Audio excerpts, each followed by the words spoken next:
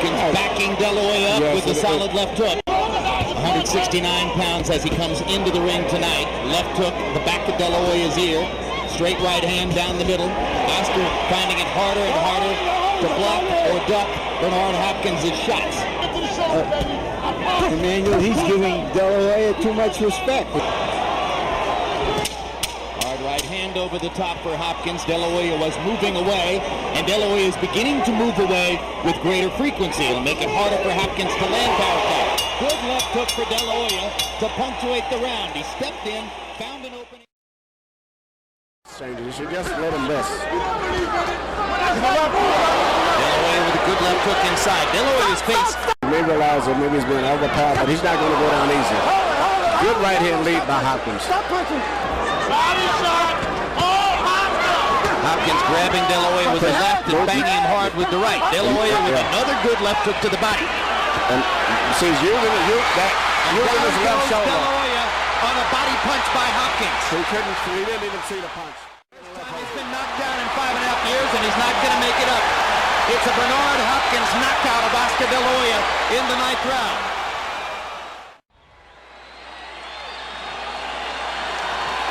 Oh, good body shot.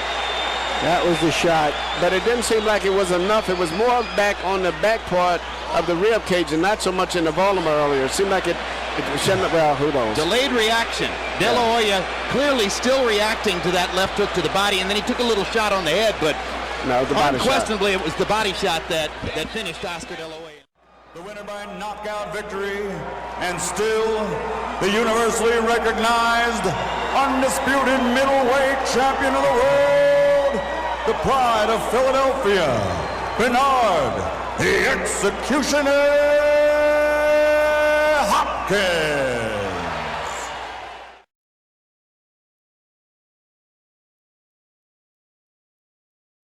Hopkins imposing his will and his skill on the man who is tonight. Oh, huge right hand. Huge right hand by Hopkins. Down goes Trinidad. He's got the desire. He's never been knocked out. This fight is over. Steve Smoker stops it. No. Bernard Tito Trinidad comes in. has done it. He knocked out Trinidad. Sensational power shot show in the 12th round. Oh, what a right hand, George. What a right hand, every shot. This guy was so, I never thought his legs could last, but I guess those 150 pounds, exactly what he needed to move around.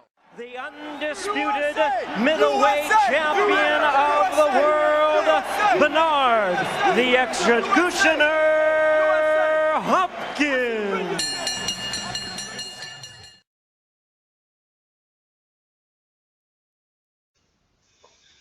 Hello, this is Doug Wilkerson with Old School Boxing Talk, and I'm doing this video Wednesday the 15th. I wasn't going to do this video, but I was online. I'm listening to a video by Moya Band 74, and it's what I like listening to this gentleman, and I really had no intentions of doing a video until after the Jacobs Golovkin fight, because I figure I'm gonna wait, see how that plays out, and then I'll do one. But you know what? After I'm listening to this brother and he's talking to the boycott, he's talking about boycotting Golden Boy, and it started on Blood Boxing, and this was a reply, from Blood Boxing, and I thought about it, and as me personally, I've never been an Oscar De La Hoya fan. Never. Just didn't dig the guy. Just never have. Just sometimes you see a guy and you just see how they carry themselves. You say, I just don't like that guy for some reason. Just something about that guy that I just don't get. And then, we've watched Oscar pull off his fuckery throughout his career. And of course, then he became a promoter, and we've watched him do his thing there. And the only reason I ever supported Golden Boy to begin with was because of the quality of the fighters they had. Not for Oscar, but for the quality. The There are some people who, as athletes, I respect them, but as people, I don't. Floyd Mayweather is one of those people. And since I'm doing this, I'm going to get into his fuckery too. But Oscar, even during the first 24/7, I was more into just dealing with checking out Floyd. Even though I didn't like what Floyd did, how he went about it, the whole thing with his father. Because I feel if you have a problem with your father, you don't put that shit on blast on national, on blast on to make some bucks, man. Come on, be better than that. Whether it's real, imaginary, whatever, you just don't do that shit, man. That's just, to me, that's bullshit. But like I said, I'll come back to Mr. Mayweather later. This here, like I said, is my response to that. And do we as black people, this is what we need to do. We don't do it anymore, but we need to do this. During the civil rights movement, we boycotted the establishments, and we hurt them in their pockets to the point where they had to kowtow to us because they needed us. They needed our money. We switched up the process of how these two-group electoral process goes to the point where, the Democrats, Republicans, who do they fight for when they come out to do their fuckery? They fight for the black vote. Even though the Republican Party has pretty much said we're not getting that, they still will try to fuck around and try to get the black vote. And this is because we as black people have maybe ingrained it, but maybe when we get together, we do stand tall for some things, but some things we just fall up, This deal with Golden Boy is one that I believe it's time for black boxing fans, both the hardcore fans and the casuals, to say to Oscar De La Hoya and the Golden Boy, no more. Now, I'm not one of these guys, because I've heard a video by a gentleman I like for the most part, and that is Travis Gotti, and he went in on Danny Jacobs about saying, you scared that white boy? I don't deal with race. Well, I don't want race. In boxing, I want two guys to step into a ring, to go at it, and show me who the better man is on that night. My issues with Golovkin have been the same as a lot of educated boxing fans, not too casual, but educated boxing fans, is who have you fought, man? It's not that we don't like you. Yeah, we know HBO's pushing you down our throat. Hell, HBO did it with Jerry Cooney, and then Jerry Cooney was exposed by Larry Holmes. We've seen Jerry kind of just slink off into the sunset. And it's not that I expect Danny Jacobs to expose Golovkin, because I don't. I think he'll put up a good fight, but I believe that Golovkin will beat him. Now, the man I think will expose Golovkin, it could be Jermell Charlo, who just moved up to 160. Now, I want to see if the IBF doesn't fuck around and make him, because he was the former champion at 154, and say, hey, guess what? You're now the mandatory because you jumped up. We'll make you that mandatory for that middleweight title. I've seen them do it before with other champions. Do they do it with Charlo? Or, does the IBF pull their fuckery as well? We'll never know. But that would be a fight. That's a fighter there, Charlo, who I believe will tell us more about Golovkin. And it's not just Charlo, but there's other guys. There's a brother, Jermell Charlo. There's Demetrius Andrade, there's a slew of guys coming from 154 that are going to come to 160 within the next couple years that are going to let us know what Golovkin is all about, and Golovkin can then provide these answers, because if he knocks off 2 or 3 of these guys, and doesn't do what Kell Brooks seems to be doing now, trying to weasel his way out of his mandatory, I believe then Golovkin, I'll say, okay, you're good in this era. Now, my issue also becomes, and I hate this,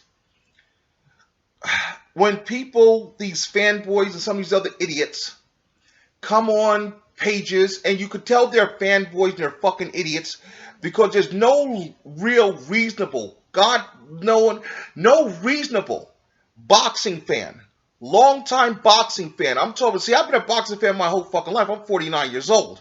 So I go back to boxing when it was on TV all the way. And if you watch any of my other videos, I've explained to you how far back I go with boxing and what boxing is my passion.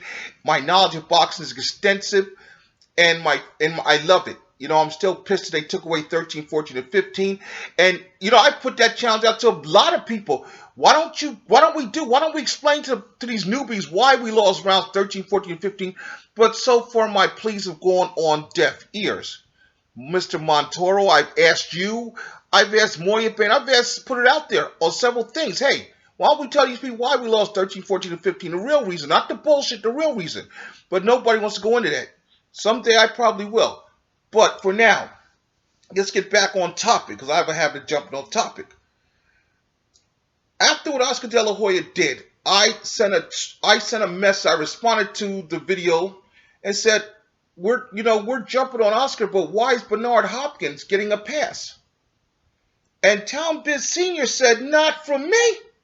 So I was like, okay, because that's my question. You know, okay, Oscar De La Hoya, if Oscar's a racist, so be it. You know, it is what it is. But Bernard Hopkins, you're one of us. You up there in front there smiling, grinning and everything. Are you another Steve Harvey? That's the question I'm going to ask Bernard Hopkins. Because have we black journalists, I'm not a journalist. Let me clear that up. Have black journalists, those journalists in the boxing, the black journalists in the boxing community, I'm going to ask you guys, have you done it? Have we as boxing fans, those of us that are black boxing fans, have we all been complicit in this by giving Bernard Hopkins a pass? By not demanding that Bernard Hopkins bring his ass out there and, say, yo, and put his feelings out there. Have we given Bernard a pass? Because you know what? Here's the thing. Okay, we got no apology from Oscar from Ring Magazine on behalf of none of those folks there about the racist emails directed toward Al Heyman. All right, fine. All right. Bernard, where the fuck are you? Where you at, Bernard? You front and center, you out there front and center all these Golden Boy events, but yet you doing more defensive work, slipping and sliding the questions about the racist emails that your company put out there. You doing better defensive work slipping that shit than you ever did in the ring. I mean, shit, if you're turning to Floyd Mayweather when it comes to slipping that question. But maybe the reason you're being Floydish is because the right people, like the gentleman from Barbershop Conversation, maybe that's why he was kicked out of a Golden Boy event, because maybe he was going to ask Oscar, and maybe I don't know him, but I would like to, maybe I'll send him a message and ask him, were you going to ask Bernard, what's going on here, man? Why didn't you step up? Were you going to put Bernard's feet to the fire about that situation? And maybe that's why you got your credentials snatched. I don't know. You don't know. I don't know. But I'm thinking maybe you might have been the man that was going to, serve that subpoena to Bernard. Bernard, hey, you've been served by the black community, man. We want to know where the hell were you? You front and center with all this other bullshit when this motherfucker calling Al Heyman niggers and black Heyman. Where you at, Bernard? Maybe he was the guy who was going to do that. And then for fear, Golden Boy's like, okay, all these black media, we're going to get rid of them. We're going to revoke all their passes. They're going to ask Bernard about this shit. So we'll let Dan Rafael in, because Dan's not going to fuck with us. Dan's going to play the game, because Dan's a good old boy. Dan will play the game. And Dan does. Michael Montaro, I like Michael. I think Michael's fantastic. But the thing is, Michael, maybe you want to go in. And I mean, look, I'm sure if Al Heyman did this to a white fight, if it was the reverse, if it was Al Heyman calling Bob Arum a bunch of anti-Semitic stuff and things, like that, and that was found in Discovery, I'm sure everybody and their mother would be coming at Al Heyman's neck. Or if they, regardless, there'll be people coming at people's neck, or whoever was, if there was a Jewish gentleman working with Al Heyman, they'd be coming at his neck saying, yo, how can you support this? excuse me, I'm sure somebody would be coming at them. But for some reason, the boxing media, the quote-unquote boxing media, has found a way to let this shit die. They said, well, if we don't talk about it, it's not an issue. We'll just pretend it never happened. All right, y'all keep pretending it's not happening. Y'all keep pretending because HBO, that's why your viewership's going to fuck down. Because the black boxing fans have said to you, fuck you, HBO, no more.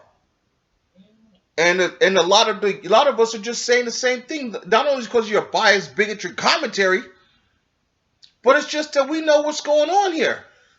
You know, why do you think ESPN is taking a hit? You know, now I don't like Fox News, but I'll deal with Fox Sports before I'll deal with ESPN. You know, there's, man, the thing is, like I said, to come back on topic was, are we giving Bernard Hopkins a pass? Now, like I said, the one brother came on and when I made the comment, I left the comment on the back end, and he said, not for me. Town Biz Senior said, not for me. I'm not giving him a pass. So I'm going to have to check him out, check out what he puts up there, you know, because I'm glad I got that reply. So that fired me up to reply to this, you know, because that was my feelings about all along. I knew Oscar was going to try to, you know, pretend it didn't happen, put a little phony ass smile on, you know, because, you know, he's looking at doing some time for DUI. He wants to see what the hell happens with that. But I knew he wasn't going to respond to this. But I expected Bernard Hopkins. I expected Bernard Hopkins to respond to this, whether good or bad. I expected them, you know, because I figured they would push Bernard out there just to keep the wolves at bay a little bit. Just shove Bernard out there. Keep the wolves at bay, Bernard, you know. Keep the boys at bay. Go tell them, you know, pacify them niggas what they want them to hear. But they didn't do that. Now, maybe that was Bernard's way of taking a stand, saying, man, y'all got to clean this shit up. And maybe on one, that's Bernard's way of taking a stand, because he's not going to be out there. He's not going to, you know, he's not going to sit there and be the yes man and try to, oh, shucks, boys, and do all that cooning and crap. Maybe that's Bernard's way of taking a stand. I don't know. But we won't know until Bernard gets in front of a microphone, the question is asked to him, and he opens his mouth and says whatever it is. You know, I don't want to hear from Oscar De La Hoya, because Oscar De La Hoya, by his actions, by the people he hires, has already told me what he's about. That's a known, we know what Oscar's about. But we want to know if Bernard is, you know, what are you about, man? What are you about? So, okay, so now I you know, put that out there. I hope, you know, someone, like I said, that checks this out will, you know, somebody like Town Biz Senior, whatever, somebody, Moya Ben, whoever. Y'all check this out, you know, maybe y'all will hit me up, you know, reply to this, you know, maybe even Michael Montoya. Michael, I like you, but man, come on, man. Sometimes right is right, wrong is wrong, man. If it had been the colors had been reversed, I mean, if it, you know, was Al Heyman doing this shit, you'd be up on that ass. You know, now I'm asking you, I'm not saying get on Oscar's ass, but I'm just saying, you know, really you should, you know, on behalf of, because you have a lot of black boxing fans that follow you in the neutral corner, I would think that maybe you might say, yo, Bernard, man, you know, you got to address this shit some way, shape, or, you know, to just, you know, because, I mean, come on, man, y'all can pretend it didn't happen. Well, Michael, you didn't pretend it's not happening, but you try to, you know, kind of, you know, plot, you know, do your best. But the point is, brother, you know, you can cover shit up with snow, but when the sun shines, that snow's going to melt and you still got the same problem. And that's what's happening. We just had a big snowstorm here, and yeah, it's covering a lot of shit, but we know when it gets hot, that shit's going to be back, because the snow's going to melt, and what you're going to have is still have that shit. And Bernard, that's the thing about you, man. Right now, you being covered up. Eventually, that cover-up's going to go, and just you're going to have to be asked. You're going to stand in front of the firing line, and you're going to be asked, yo, when that shit went down at GB, where the fuck were you?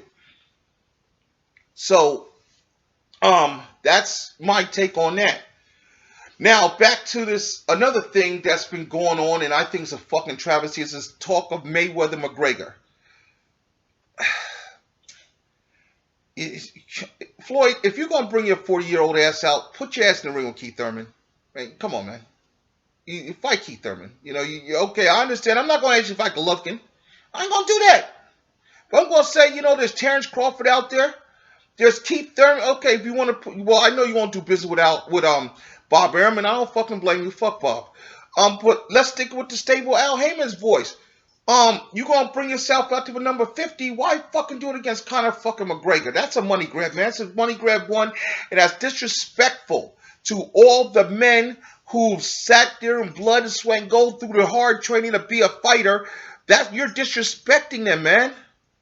Because Floyd, you've taken so much for this fucking sport, man. You owe this sport a little something. You owe this sport. And see, that's the problem with guys like you, Floyd. You get there, you made some money. See, you are indicative of what the new generation of fighters seem to be about. They don't give a fuck about their place in history. Don't give a fuck about greatness. You know, like I said in the earlier previous video, Roberto Duran holds the record for the most title defenses at 135 at 11. When's somebody going to say, you know what, I want to be great. I want to knock off Duran and go out there defend the title 12 times. You know, when's somebody going to do that? Now, here's my criteria. You want to go at Duran's record, the BA and BC, fuck the IBF, fuck the WBO. Grab the WBA and WBC, those are the belts of Duran unified, and go out that record, beat that 11 title defense. You want to impress me? Start looking at the history of boxing. Learn your history. Young fighters, learn your fucking history. You want to be great is not what that fuckboy Mayweather's doing with all the money. Great is, are you going to be remembered eons from now?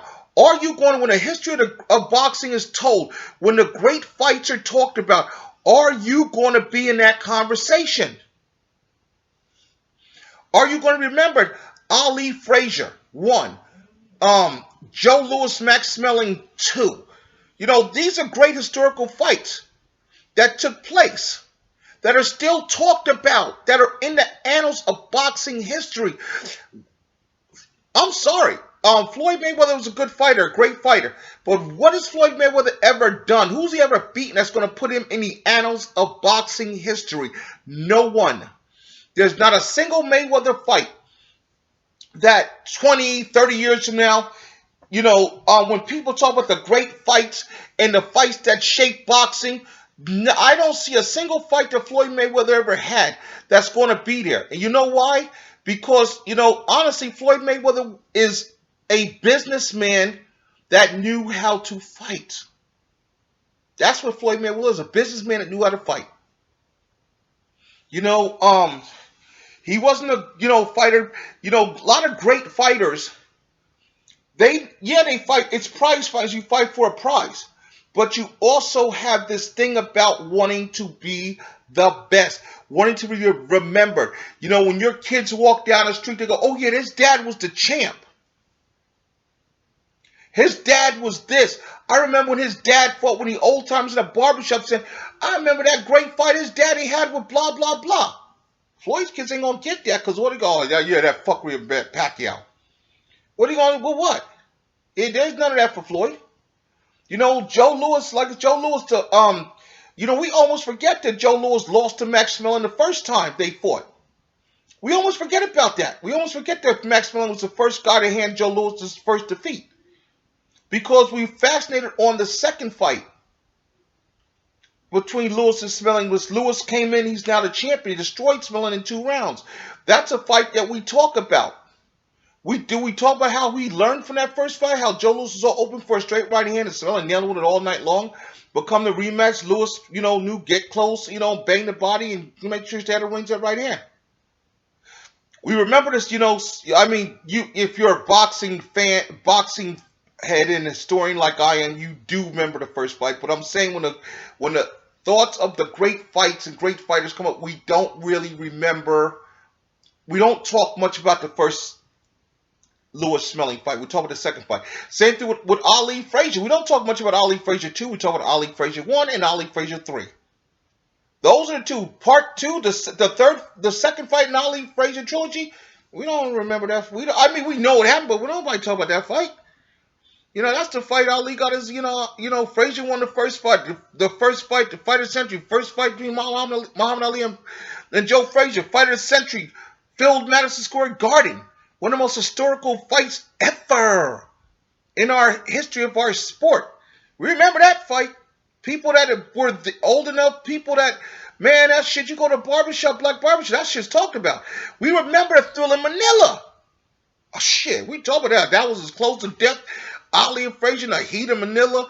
Ali wanting to quit, you know, and Freddie and Eddie Futch saying, you know, looking at Joe and saying, man, you did it, man. You gave it all, man, but I just can't send you back out there.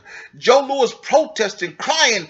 Joe Frazier protesting, crying, wanting to go out there for that 50th final round. Eddie Futch saying, man, I just can't do it, man.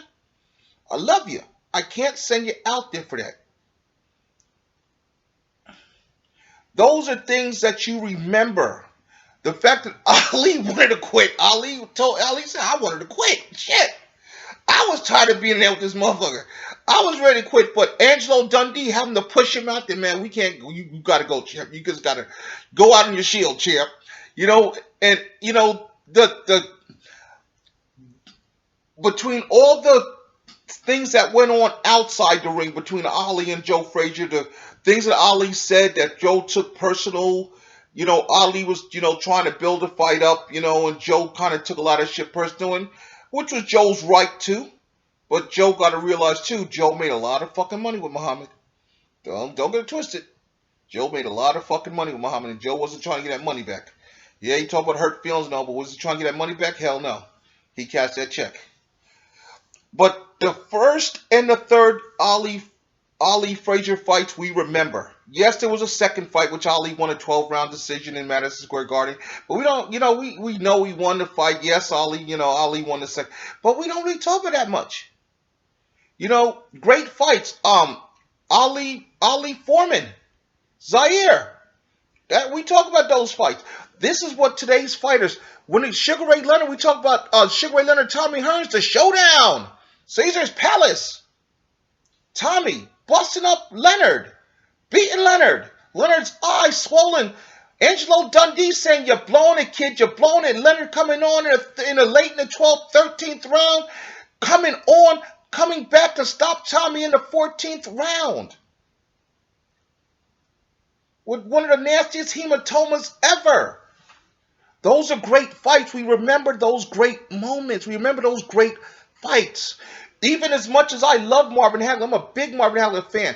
What was the one fight of Marvin Hagler's that put him on the map that I remember the most, that most people remember Marvin Hagler for?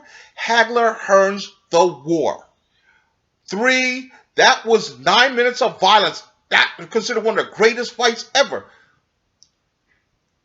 But people remember it. Marvin's been gone from the ring for over some 20-odd years. Tommy's been gone from the ring for some over 20-odd years. But yet the fans remember those fights, those moments that are etched in the history of our sport, of our psyche, of our being. Diego Corrales, God bless his soul, is gone. Is Diego Corrales remembered for his loss to Floyd Mayweather? Mm-hmm. But what is he remembered for?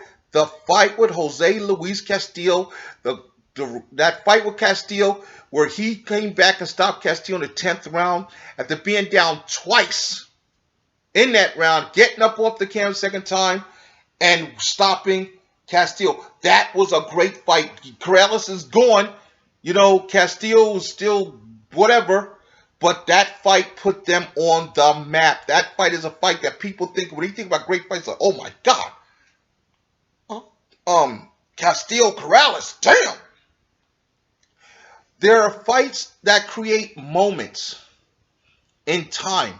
Buster Douglas knocking off Mike Tyson was a moment in time.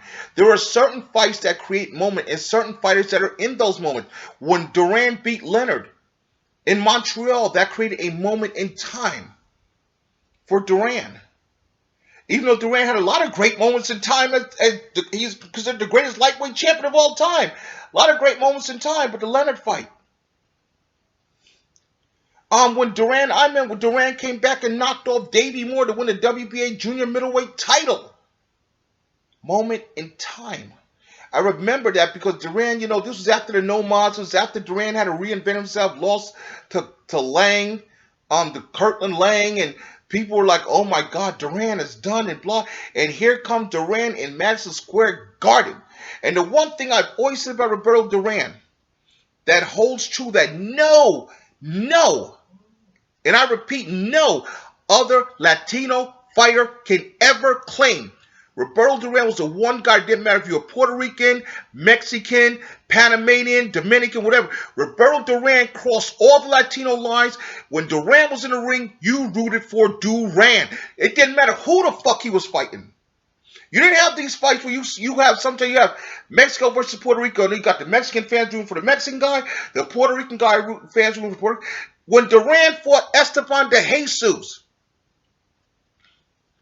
the Puerto Rican fans, all the fans were cheering for Duran. Duran is the only Latino fighter ever to step into a ring. It didn't matter where you were from. Every Latino in that damn arena was cheering for Duran. Every Latino watching the fight around the world was cheering for Duran. It didn't matter where you came from. If you were Espanol, everybody, Duran was the man. And every Latino took that shit personally when Duran no mas against Leonard. Every Latino I knew took that shit personal. I remember after the fight, the second fight with Leonard, they took that shit personal. And not just, Duran was Panamanian, but they didn't give, Puerto Ricans didn't care, Mexicans didn't care. And I grew up in a neighborhood with a lot of Latinos. They didn't give a fuck. Their boy just said no mas. But they took that shit as an affront. When Duran lost, every Latino on the planet lost. That's how great Roberto Duran was as a fighter, and that's why these guys, they don't measure up to Duran. That's why you newbies, you cannot go back and you cannot take these guys and you cannot compare these guys to the other guys. You can't. There's never going to be, in my lifetime, I don't think there will ever be another Latino fighter that will capture all of the whole Latin community the way Duran did. I don't think there will be another one. Canelo's not it, because you see, Canelo sure as fuck ain't it. Tito Trinidad's great, and I love Tito, but Tito was big with the Puerto Rican fans. Tito wasn't big with the other Latino fans. Tito was big with Puerto Rican fans. Duran was big with everybody. Black, Latinos, Duran, white. Duran had everybody. Little history lesson for you folks out. If I'm wrong, and you prove me wrong, that there was a certain group of Latinos that did not root for Duran when Duran fought, please hit me up and prove your point. But to my knowledge, and I don't think I'm wrong on this, Duran is the only Latino fighter that crossed that biographical line of Mexican, Puerto Rican, Dominican, whatever. They didn't give a fuck. When Duran fought, you didn't give a fuck. It was Duran against the world. Duran could fight a Puerto Rican, you were rooting for Duran. Duran could fight a Mexican, you were rooting for Duran. If you took Roberto Duran and you put Duran at his prime against Julio Cesar Chavez smack dab in the middle of Mexico fucking City, I guarantee you they'd be rude. You hear Duran, and that with Chavez would be like, what the fuck? I live right there. And they'd be chanting for Duran. It didn't matter. Duran was just that bad. Duran was the man. Okay, one of my all-time favorites, but that's my thing there about certain fighters making an indelible mark. That, to me, the one guy that I see that's trying to do that is Keith Thurman. Keith Thurman is trying to be... Keith Thurman, to me, is somewhat of a throwback. He's trying to be that. He's trying to make those memories. Now Keith Thurman's been on network TV, a lot. Three of his fights. His fight with Robert Guerrero, great fight, got a lot of buzz, got a lot of views. His fight with Sean Porter on network TV, mind you. His fight he just had with Danny Garcia. Well, not as thrilling as much, but Keith Thurman has 3 fights on network television, has done more for his career than all his fights he did on HBO and Showtime combined. More people have gotten it, knowing more about Keith Thurman and, are digging Keith Thurman more now. And that's what the beauty of the PBC and what Al Heyman has done. Now, as we talk about the boycotting of Oscar De La Hoya, what I would like to see, we probably won't see it, but, Don King, Don, man, you're done, man. It's time to pass the torch, Don. It really is. You're pretty much done, you know. What I'd like to see, honestly, is Don King go work with Al Heyman, you know, and kind of pretty much pass the torch to Al. Because, see, the thing about it is what people hate, and they bring, is that for the longest time, a black man ran boxing. Don King ran the shit. Before Don King, Ali didn't need to promote Ali. You know, whoever Ali worked was the big dog. But after Ali, for a long time, Don King ran boxing.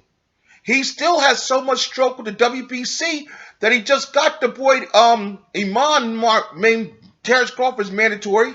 Got that other boy, Bermain Stervern, who ain't fought nobody in a minute, made the #1 mandatory contender.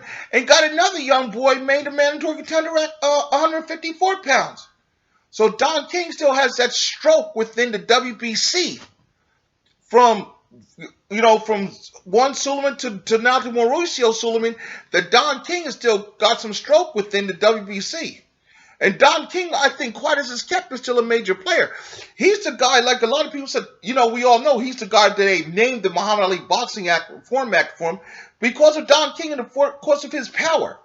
HBO didn't want to fucking really deal with him, but then guess what? You couldn't do shit in boxing without Don King.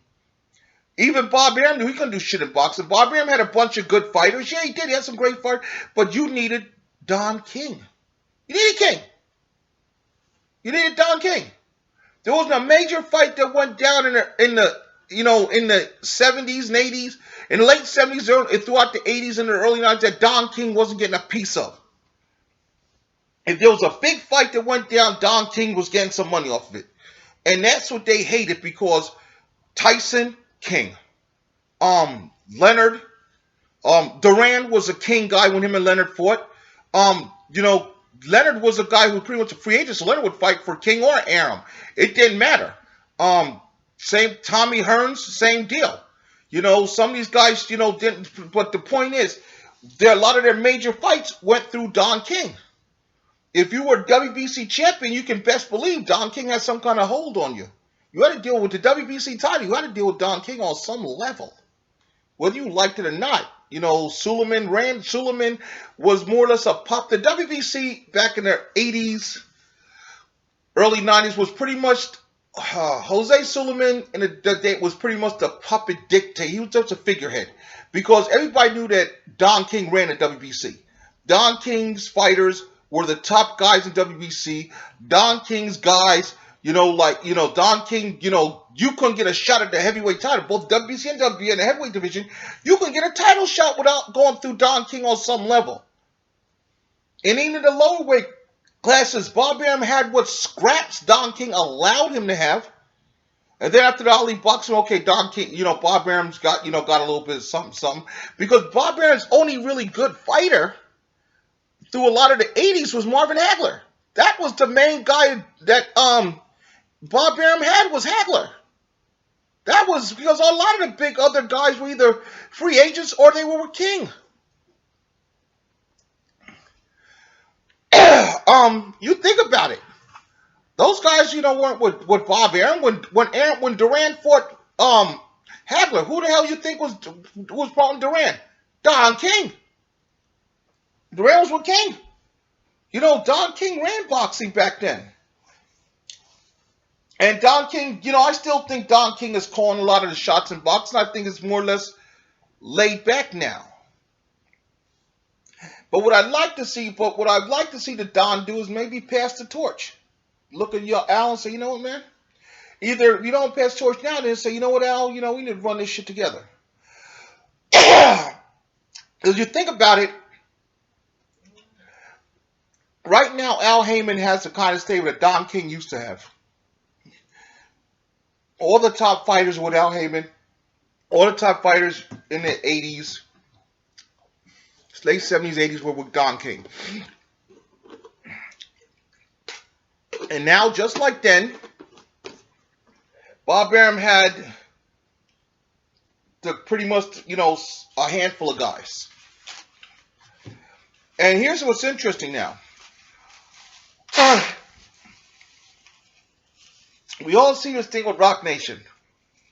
How much longer Rock Nation? I'm kind of leery about anything Jay-Z gets involved in because To me, as I follow a lot of what Jay-Z does outside of rap, they're usually 3 or 4 year commitments, and Jay-Z kind of works the way I like. Okay, first he was doing the agent thing for NBA players. That didn't last long. Then he, not just NBA players, he was an agent. He was an agent altogether. That didn't last long. Then he was a partner with the Brooklyn Nets. That didn't last long.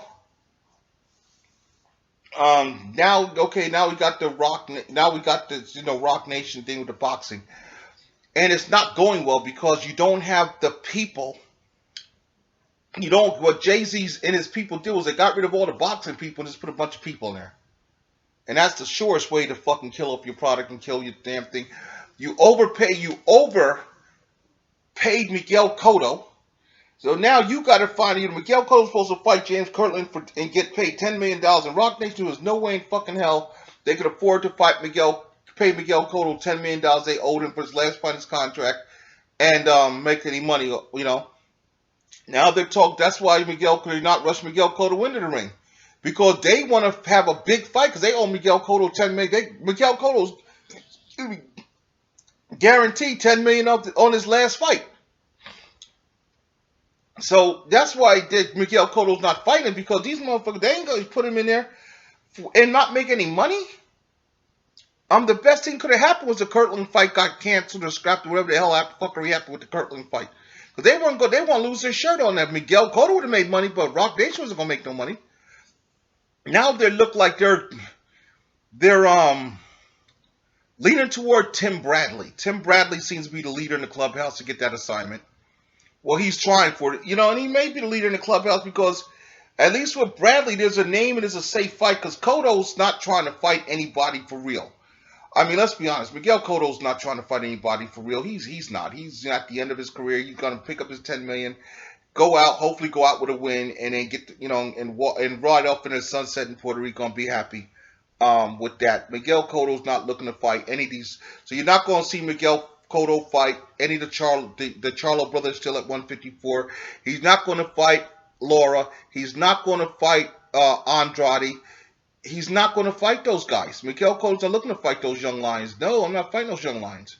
He's not going to fight, even if, I'm sure if Al Heyman called him tomorrow and said, hey, Miguel, how about if I bring Keith Thurman up to 150, 152? He's going to hang the phone up. He's not fighting no damn Keith Thurman. Even if they said, same thing with Danny Garcia, I'll bring Danny up to 150, 152. I'm going to hang that phone up. I ain't fighting no damn Danny Garcia. Those are not the fights that he wants. And don't think he couldn't make money off, because he could make money. The money would be there for a Thurman fight in Barclay. Shit. For a Garcia fight in Barclay. The money would be there. For Miguel Cotto to fight Danny Garcia or Keith Thurman. But the thing is, high risk. The risk is too high for Miguel Cotto at this point in his career. Maybe he feels Tim Bradley's Tim Bradley is at the level where, yeah, I think I could take this guy and look good. Because, see, that's what Miguel Cotto was doing. He wants to take fights that he can win and look good in winning, him and Freddie Roach. Take fights, and I think Freddie Roach has a lot to do with that matchmaking, because you see how Freddie Roach is making sure that Manny Pacquiao does not fight Terrence Crawford. Is not ever going to... He won't even let Manny Pacquiao spar with Earl Spence Jr., let alone fight him for real. And you see Bob Arum saying the same. Him and Bob Arum and Freddie Roach and Michael Kahn, they got together. All Pacquiao's people got together and said, man, fuck these PBC. They all said, fuck these PBC fighters. We ain't fighting none of them. The fight was boring. Bob, the fight was a fight. This is the thing. People say the Thurman Garcia fight was boring, know nothing about boxing. The fight was boxing is human chess. The fight was a chess match at its highest degree, because neither man wanted to make a mistake. Each man knew that one mistake could possibly put you in a very bad situation. Both guys were looking for that checkmate situation, and Keith Thurman did enough to make sure that he got the checks. He was not put in a situation for checkmate. He to make sure that he did enough to win. He didn't get too many checks, but he did the job. He did what he had to do to win. You know, he did enough to win. He outboxed Danny Garcia. I had to fight. I picked Danny before. I was wrong. Danny, I had it 115, 113. After I rescored it, because the first time I scored it, I had rounds 3, 8, and 12 even. And the reason I had them even was because even though Keith Thurman ran most of the 12th round, but he also outpunched Danny in that round. I was like, you know, he's running, but he's, you know. When I rewatched it, you know, when I rewatched it for the second and third time and I rescored the fight at 115, all the rounds I had even, I think I gave Danny Garcia, only round I gave him was the 12th. I gave him the 12th round. The third and the 8th round I had even, I gave those to Thurman. But it was a very, very tight fight, a very, very hard fight to score, and you can't. You're not going to have fights like Lemieux versus Curtis Stevenson. I think Lemieux's a B fighter and Curtis Stevenson's maybe a D fighter. You know, with some name recognition. They took place in New York where he has a name. But, you know, those are kind of guys when you know, that's what HBO like. HBO really should get out of the boxing business, get into the tough man contest business.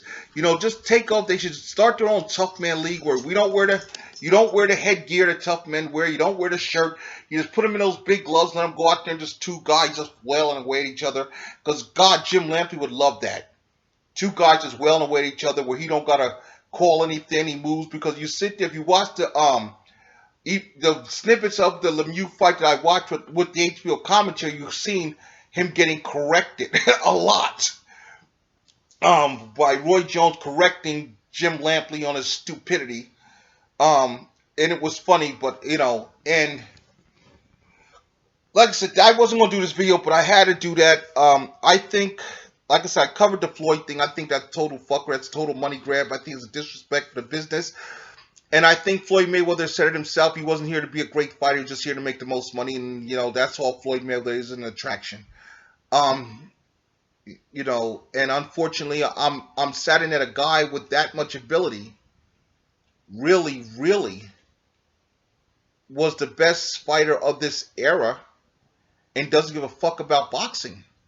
I mean, I'm sorry. I think if Floyd Mayweather cared about boxing, Floyd Mayweather could have had some fights and been in that conversation as you know, in the conversations, not on ESPN but I mean real boxing fan conversations. You know, Floyd never had that fight. You know, and honestly, the thing with Floyd is, I don't think boxing fans, old school fans like myself, we don't give a fuck about trying to compare Floyd to any of the greats because we don't care about Floyd on that level. We don't. I would be willing to bet that if you ask 100 pure, lifelong, passionate boxing fans and said, how would Mayweather versus Leonard, Mayweather versus Hearns, Mayweather versus Aaron Pryor? Man, don't nobody give a fuck about that, because we most likely say, man, Leonard beats him, Hearns beats him. Pryor's a tough give, but honestly, I think I'd lean toward Aaron Pryor in that one. So I think Aaron Pryor was Aaron Pryor was underrated. And I think that Aaron Pryor would have beat Mayweather. You know, but we don't think about Mayweather, and that's why Floyd does so much on social media to stay relevant, because he knows that boxing fans have really moved on beyond him. We're looking at Keith Thurman, seeing where was Keith Thurman, who will Keith Thurman. We're looking at young Earl Spence, saying, is Earl Spence, you know, we're looking at Earl Spence. Look, here's the thing. Earl Spence gets a lot of credit. He does. Because we see all this ability in Earl Spence. But, and this is what they won't tell you, what Dan Raphael and those other idiots won't tell you, pure boxing fans have the same questions about Earl Spence Jr. that we have about Gennady Golovkin. Are you the goods? That's why we want to see the Kell Brook fight. We want to know, is Spence the goods? You know, are you the goods? Why do you think we want to see him tested? We want to see. You don't know how good a fighter is until he tested. When Leonard was coming out, we didn't know. People were skeptical about Sugar Ray Leonard until he fought Duran. Leonard gained more respect in a loss because we found out all the questions we had about Leonard's heart, all the questions we had about what he was about. We learned those answers in Montreal. That, oh shit, this boy's the real deal. excuse me, even though he came up with a losing end, Sugar Ray Leonard gained more respect from boxing fans in a defeat than he did in everything he'd won. You know, because outside of the fight with Benitez, where he was okay, we seen him was pushed to face a great defensive fighter. We hadn't seen Leonard in a fight where somebody was hitting him back, was pushing him back, was forcing him to do things he wasn't accustomed to do. Where he was not controlling the fight. Where he had to fight back, and we saw that where he was hit, he was hurt. He had to overcome because Duran hit him, and Duran hurt him and hurt him on a couple of occasions. And Leonard had to fight his way through that. And we garnered respect for Ray after that fight in Montreal because we said, okay, this he's a fighter. He's got a fighter's heart. We learned that about Leonard. We want to know that about Golovkin. We want to learn that about Earl Spence. I want to see Earl Spence eat a strong right hand from Keith Thurman. And does he come back or does he fall down and take the 10 count and say, man, you know, I want to know that. I want to know the same thing. I mean, look, for all the criticism of Keith Thurman, I've been critical of Keith Thurman. We at least know that Keith Thurman, when hit and hurt, will not fold. Because he was hit with a couple body shots against Collazo and against Guerrero that a lot of guys would just took the knee. And he danced away, got his shit together, and came back. So we, for the most part, and then plus in that fight with Guerrero, Keith Thurman took a lot of damage in that first fight with Guerrero. He had a hematoma like a mother. So Keith Thurman has answered those questions. All those questions about his heart, all those questions about his desire, Keith Thurman has answered those questions. Earl Spence has yet to answer those questions. You know, there's a lot of guys that haven't answered those questions yet. That need Keith Thurman. I have no questions about whether Keith Thurman's a real fighter. I have no questions about whether Keith Thurman, has it down in here in his heart. I have no question because Keith Thurman has shown me time and time again. Yeah, I got it. When I'm a fighter. I'm not trying to get him in here and get all banged the fuck up because I'm pretty. But motherfucker, you test me, you gonna find out. Ain't no soft over here. Mr. Softy, he don't play on this side of the street. And Keith Thurman has proven that. I want to know that about Golovkin.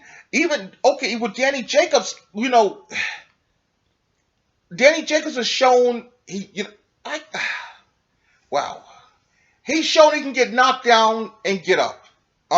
In the fight with the Latino fake, Sergio Mora. And that is what scares me about Danny Jacobs. That you're getting knocked down by Sergio Mora.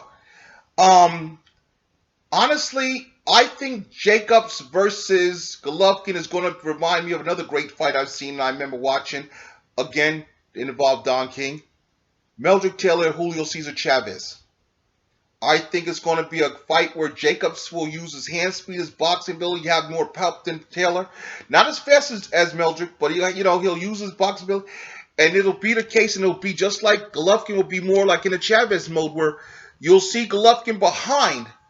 But as the fight goes on and you start looking at his body and his face, you will see the breakdown of Danny Jacobs. You will see the breakdown. You'll see him physically. He's throwing all these great shots, looking when he's around. But the price he's paying for those. And I would not be shocked. In my opinion, I look for Golovkin to score a stoppage from round 10 on. I don't look for it to go to distance. I don't look for Jacobs to get blasted out of there. I do look for Jacobs to hit Golovkin and maybe stun him, to let him know, yeah, you just can't run in here.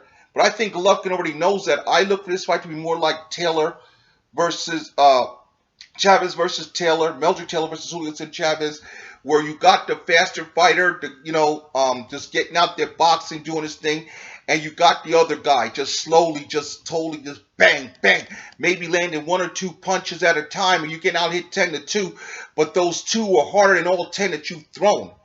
And they're body shots, and they're slowly wearing you down. There's going to be moments in a fight where Jacobs is going to have to stand and fight, and I think he will stand and fight with Golovkin and hang in there, because look, here's the thing about Pete fighters and chins. Aaron Pryor, up until he fought Alexi Guerrero, was knocked down maybe 6 or 7 times in fights because he got up and won them all. When Aaron Pryor took a big right hand from Alexis Aguayo. A right-handed, I swear for God. That same right hand I seen Alexis Aguayo hit Ray Mancini and send Ray Mancini, just knock Ray Mancini the fuck out. He hit Aaron Pryor with a right hand that was sort of Aaron Pryor's head. Flew the fuck back. Went back. And I want to hear that shit with the mix. When you can hit that fucking hard, I don't give a fuck what you're on. Shit. That was a right hand. But Aaron Pryor stood up and everybody was shocked because we'd seen Aaron Pryor get knocked down by Deshaun Johnson and, you know, Esteban and Cervantes and other fighters. They were flash knockdowns. Let's be honest, they were flash knockdowns, but he was still knocked down. So when Aguayo, and we've seen Aguayo hit people with shots similar but not as hard as the shot he would Pryor. We've seen him hit when he fought Kevin Rooney. I think it was Kevin Rooney who later became Mike Tyson's trainer. Kevin Rooney, one of his last fights was when he got knocked the fuck out by Alexis Aguayo with that same right hand at 140. Before Aguayo fought Pryor. And when Aaron Pryor ate that fucking right hand, head went back, and Aaron Pryor was still there and came back firing. Everybody, I remember watching that fight on HBO, and I was like, oh shit. Me and my grandfather were like, oh shit. The fuck? You know, that was a shocking moment in that fight. Because I've been a big Aaron Pryor fan, but I also knew enough about Alexis Aguayo, the explosive thin man. I thought Alexis Aguayo was going to... I felt that Aaron Pryor had to really stay away and dance and box and move because I felt Pryor's style was just too careless. As much as I thought what Pryor should do, I knew he wouldn't do it, so I thought Aguayo was going to beat Pryor. I really did. I did not think I did not think Aaron Pryor would beat Alexis Aguayo. I didn't. But he did. And I say that to make this correlation. Yes, Danny Jacobs has been knocked down before, but we can never, because sometimes you get knocked down in fights against fighters you don't take seriously, and you get clipped, you get caught, and it's like, oh shit. Here we're going to find out. Like I said, I think Danny Jacobs is going to get hit with some big shots. I think he's going to take some shots. I think Danny Jacobs has a better chin than we give him credit for. But I still think that Golovkin has enough that he will break Danny Jacobs down and rounds 10, 11, 12, somewhere near the referee's going to want to rescue Danny Jacobs. And Jacobs will have nothing to be ashamed of. Nothing to be ashamed of, which is, this is a lot of the problems I have with a lot of today modern boxing is, why is it when a fighter loses that he's supposed to be ashamed? There were great fighters in the past that lost and they came back better. I mean, if we'd have wrote off Sugar Ray Leonard after losing to Duran, we would have never got to see all the rest of the greatness that Leonard gave us. We'd have wrote off Tommy Hearns after he lost to Leonard, we'd have never got to see all the rest of the greatness Tommy gave us. One loss does not ruin a fighter's career. It used to be in the old days, you used to say if a fighter won 40 fights at a loss, that he ain't fought nobody. Sugar Ray Robinson won over 100 and some odd fights at welterweight, and the only guy to beat him was Jake LaMotta, who he wound up beating 4 or 5 other times at middleweight. But the point is, fighters lose. It happens. The best of us loses, but it's not how you lose. It's how do you respond from that loss. Klitschko lost. Corey Sanders knocked him the fuck out. Layman Brewster knocked him the fuck out. He lost, but he came back. And it's what he did after those losses that showed us what Klitschko was made of. Lennox Lewis lost twice in his career. Once to Oliver McCall and once to Hasim Rahman. Lost to those guys. Lennox Lewis came back, avenged both those losses. We never held those against him, because we saw the greatness of Lennox Lewis. So losses don't mean that. So even if I expect Golovkin to win this fight, but even if he loses, and if it's a loser, it's a good fight, takes nothing away from Golovkin. It takes nothing away from Golovkin. See, I think people got so spoiled in Floyd's fuckery where Floyd went 49-0, yay! 49-0, 49-0, yay! that we think, oh, you can't win unless you're undefeated. And that's part of the media building that shit up. A lot of that's the media. We got to have that undefeated record, that unbeatable record.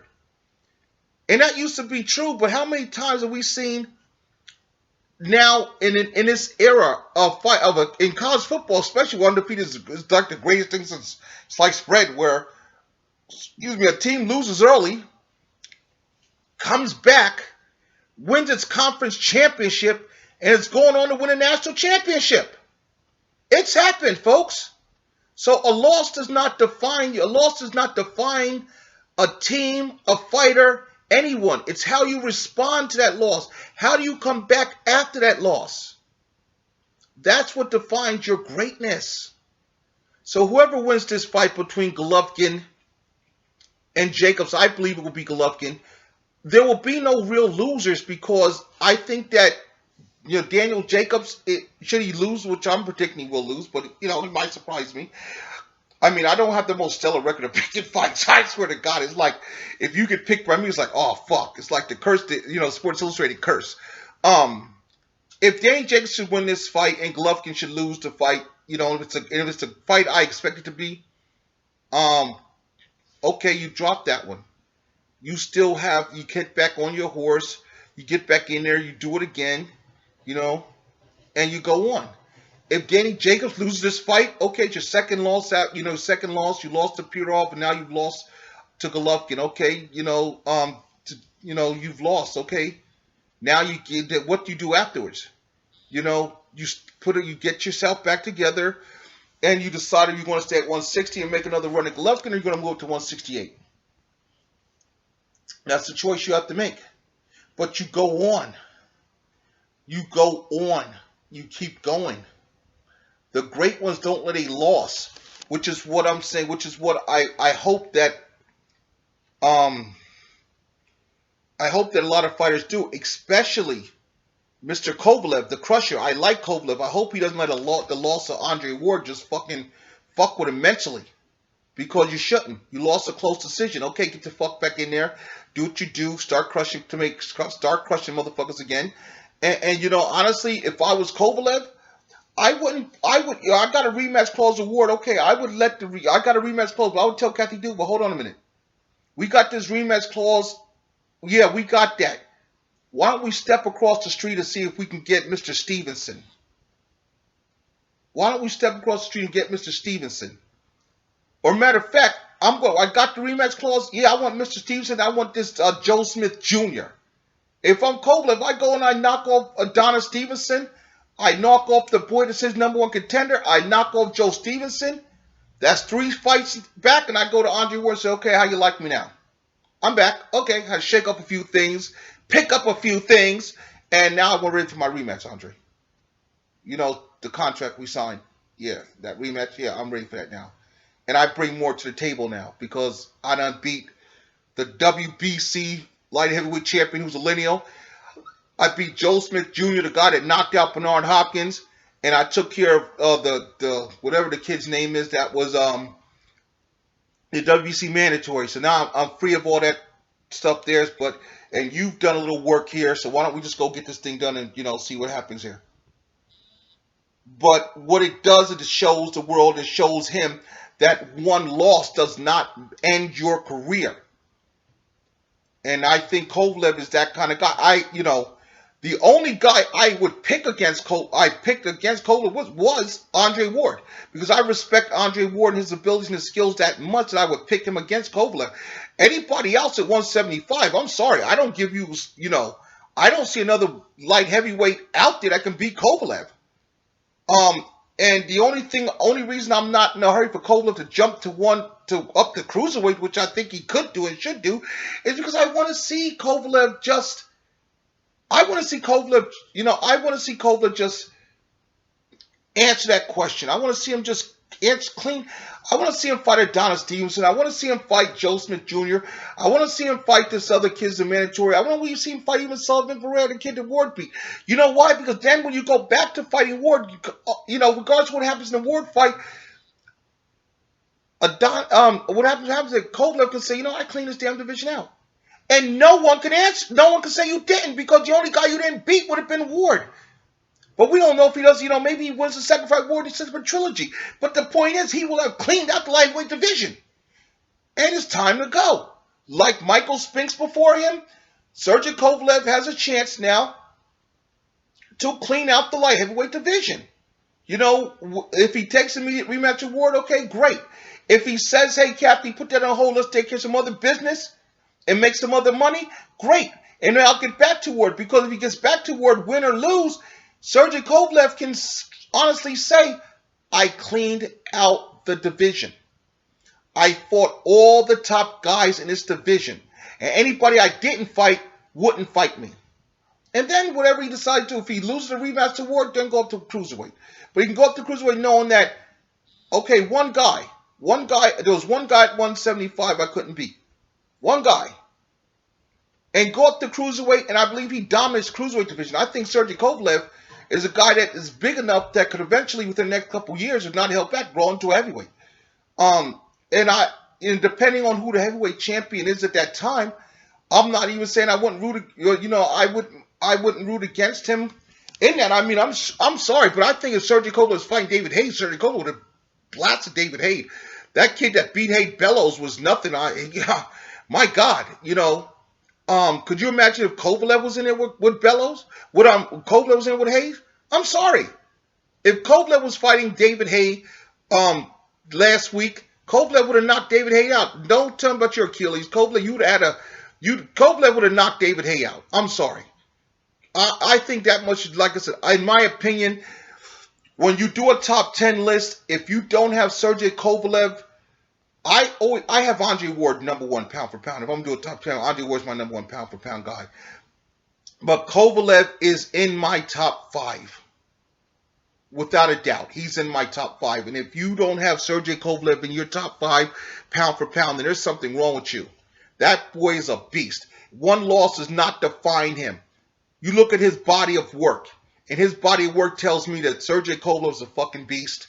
The guy's a top 5 pound for pound guy, because like I said, I believe that Sergey Kovalev, when you talk about pound for pound, that means if you took Sergey Kovalev, you put him in any division, where would he fare? If you put Sergey Kovalev with what he brings to the table, if he was a flyweight, he'd be the flyweight champion. Bantamweight champion. And so forth on. I think Sergey Kovalev, any weight class, would be champion with what he brings to the dance. And that's what the pound for pound is. What does Sergey Kovalev bring to the dance? And you put him in different weight classes and match him up against these guys, what they bring to the dance. Could Kovalev beat Chocolatito if they're both at bantamweight? Yes. Kovalev would crush Chocolatito. Could Kovalev beat Terrence Crawford if they're both at 140? Yeah. Kovalev crushes. Yeah. Yes. Could he beat Mikey Garcia both at 135? Yes. Could he beat Thurman at 147? Yeah. I believe Kovalev beats him. Could Kovalev beat Golovkin? Absolutely. Could he win at 154? Yes. I believe Sergey Kovalev's that good that he could hold his own against just about anybody. Just about anybody in boxing right now. There are a few guys I might say, okay, this guy, but those guys are few and far in between. There aren't that many. Like I said, outside of Andre Ward, is a guy that Andre Ward went before the thing with Goosen. He was number 2 pound for pound behind Floyd.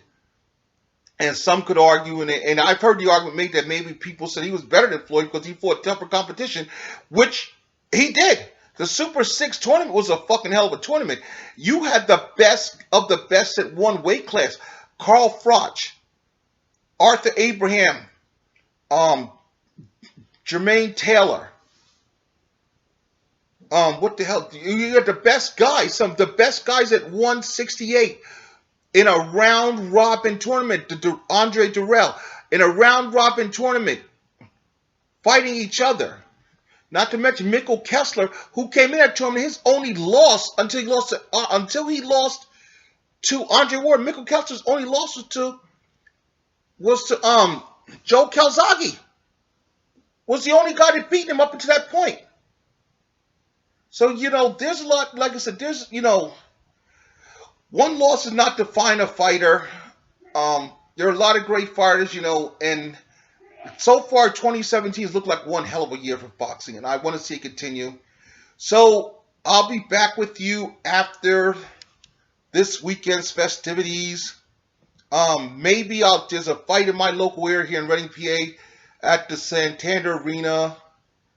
Maybe I'll stop over there and check something out before I go to work. Maybe I will, man. I don't know. But until next time, it's Doug Wilkerson signing off.